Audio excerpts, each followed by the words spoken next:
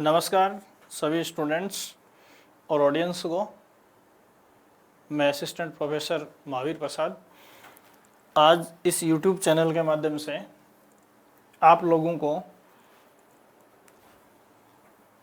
जो क्लास देने आया हूं उसका संबंध विधि प्रथम वर्ष की अपकृत्य विधि से है।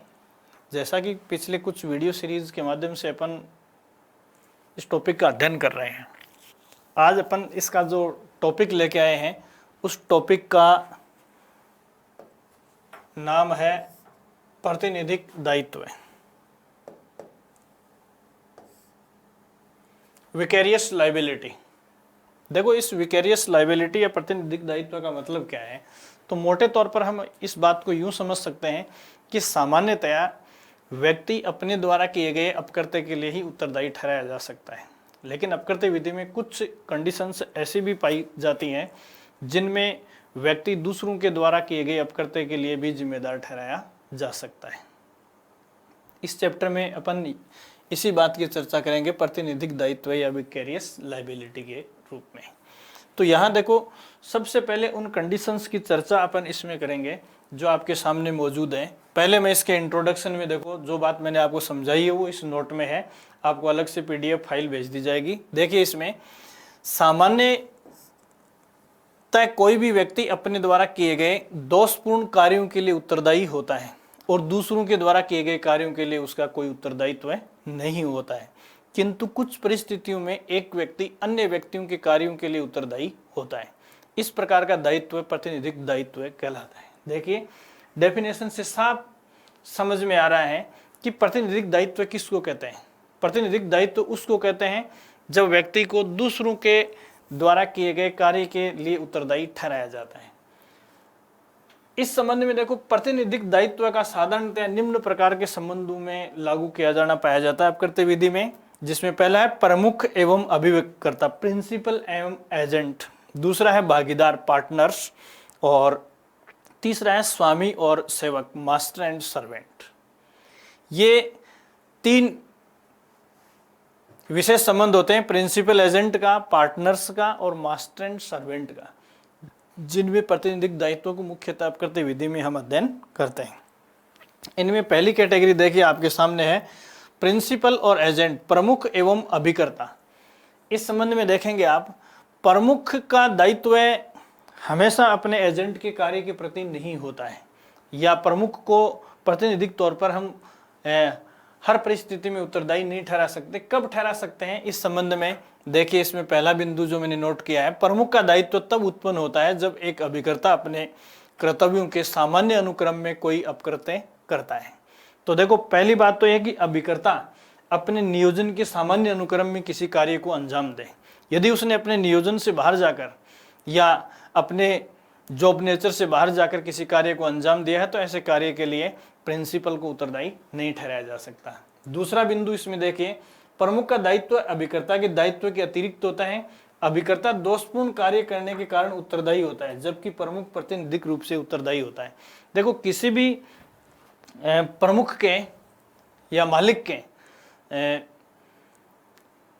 एजेंट द्वारा किया गया कार्य जो है उसमें इन दोनों को उत्तरदायी ठहराया जा सकता है। मतलब प्रिंसिपल और एजेंट दोनों को उत्तरदायी ठहराया जा सकता है। एजेंट इसलिए उत्तरदायी ठहराया जा सकता है क्योंकि उसने रॉन्गफुल कार्य किया है, और प्रिंसिपल को इसलिए उत्तरदायी ठहराया जा सकता है क्योंकि वो प्रातिनिधिक दायित्व के अधीन है। तीसरी बात यह कि प्रमुख और अभिकर्ता को संयुक्त अपकृत्यकर्ता की संज्ञा दी जा सकती है। उनका दायित्व संयुक्त एवं पृथक दोनों होता है। देखो, अपकृत्य विधि में प्रिंसिपल और एजेंट का जो संबंध है, उस मामले में अगर सामान्य नियोजन के अनुक्रम में किसी अपकृत्य को अंजाम दिया गया है किसी एजेंट द्वारा, तो उसके लिए अकेले एजेंट को रिस्पॉन्सिबल बनाया जा सकता है, अकेले मास्टर को प्रिंसिपल को रिस्पॉन्सिबल बनाया जा सकता है, और इन दोनों को जॉइंट रूप से या संयुक्त अपकृत्यकर्ता की श्रेणी में भी रखा जा सकता है। इसका मतलब क्या है? इसका मतलब यह है कि इस प्रकार किसी मामले में वादी को यह विकल्प प्राप्त रहता है कि वह या तो प्रमुख के विरुद्ध वाद लाए अथवा अभिकर्ता के विरुद्ध अथवा दोनों के विरुद्ध वाद लाए। तो किसी भी अकेले के विरुद्ध वाद ला सकता है और संयुक्त रूप से दोनों के विरुद्ध भी वाद ला सकता है। फिर देखिए, इसका आधार क्या है तो प्रमुख अपने अभिकर्ता द्वारा किए गए अपकृत्य के लिए दायी होता है।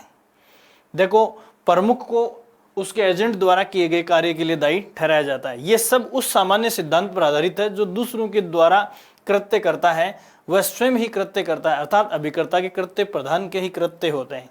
कहने का मतलब यह है कि जो दूसरों के कंधे पर बंदूक रख के चलाता है तो उसे जिसके कंधे पर बंदूक रखी जाती है उसी की भांति उत्तरदायी ठहराया जा सकता है। इसके लिए लैटिन इंग्लिश में एक महत्वपूर्ण सूत्र है, वो है क्यू फेसिट पर एलियम फेसिट पर से, अर्थात जो दूसरों के माध्यम से कार्य करता है उस कार्य को उसके स्वयं के द्वारा किया गया कार्य ही माना जाएगा। इसी सूत्र के आधार पर प्रिंसिपल को उसके एजेंट के कार्यों के लिए उत्तरदायी ठहराया जाता है अपकृत्य विधि में। फिर देखो अगला बिंदु है अभिकर्ता द्वारा किया गया कृत्य प्रमुख द्वारा प्राधिकृत होना चाहिए। देखो, जिस कार्य के लिए एजेंट को प्रिंसिपल ने अथॉराइज्ड किया है उसी कार्य के लिए प्रिंसिपल को प्रतिनिधिक दायित्व के अधीन रखा जा सकता है। यदि उस कार्य के लिए प्रिंसिपल ने एजेंट को प्राधिकृत नहीं कर रखा है तो ऐसे कार्य के लिए उसे उत्तरदायी नहीं ठहराया जा सकता।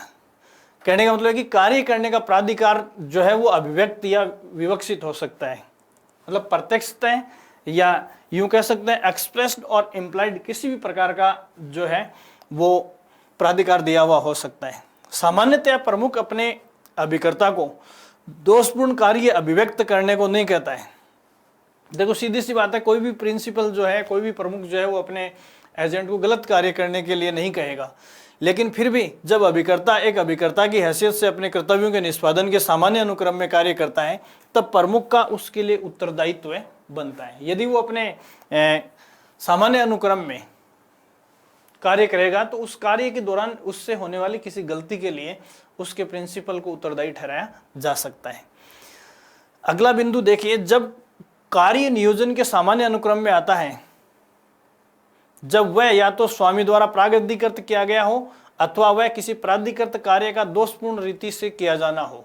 दोनों ही मामलों में या तो प्राधिकृत किया है या प्राधिकृत कार्य को गलत रीति से एजेंट ने किया, तो ऐसी सिचुएशन में प्रतिनिधिक दायित्व के अधीन ठहराया जा सकता है। यहाँ देखिए एक पॉपुलर केस है लॉयड बनाम ग्रेस स्मिथ एंड कंपनी।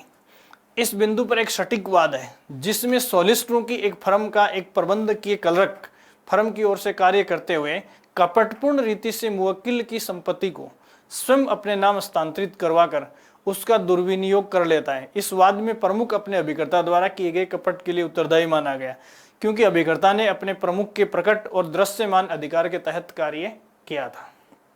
ठीक है, एक केस इसमें और है, देखो स्टेट बैंक ऑफ राजस्थान व बनाम श्यामा देवी के वाद में बैंक को उत्तरदायी नहीं माना जा सका क्योंकि बैंक के कर्मचारी द्वारा किया गया कपट कार्य बैंक के नियोजन के अनुक्रम में नहीं था।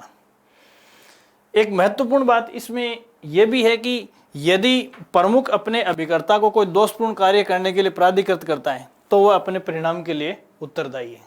देखो, दोषपूर्ण कार्य के लिए प्राधिकृत प्रिंसिपल ने अपने एजेंट को किया है तो भी उसे यहां प्रतिनिधिक दायित्व के अधीन लाया जाएगा।